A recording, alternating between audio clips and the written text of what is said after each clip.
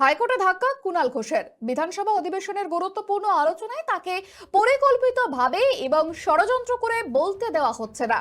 সাংবিধানিক অধিকার থেকে তিনি বঞ্চিত হচ্ছেন। এই অভিযোগে কলকাতা হাইকোর্টে দ্বারস্থ হয়েছিলেন বেলেঘাটার তৃণমূল বিধায়ক কুণাল ঘোষ। মামলার কোনো গ্রহণযোগ্যতা নেই। তার এই অসুবিধা এবং অভিযোগের কথা বিধানসভাতেই জানানোর নির্দেশ দিয়ে মামলা খারিজ করে দিলেন বিচারপতি কৃষ্ণা রাও।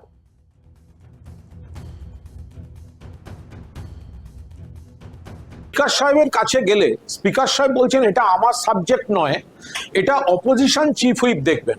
আর অপোজিশন চিফ হুইপ বলছেন আমার উপর ইনস্ট্রাকশন আছে, আপনার নাম দেওয়া যাবে না।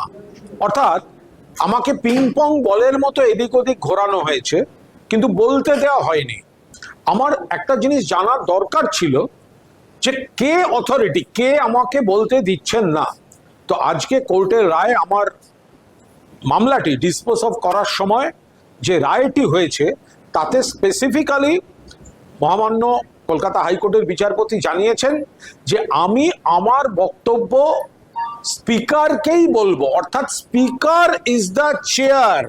অর্থাৎ স্পিকারের কাছে গেলে যদি উনি বলেন যে না না এটা অপোজিশন চিফ হুইপ হয়নি বা অমুক হয়নি, এইভাবে এটা হবে না। পরেও যদি আমাকে আবার হয়রান করা হয় তাহলে আমি আবার এই ইস্যুটি নিয়ে কলকাতা হাইকোর্টে আবার ফিরে আসবো।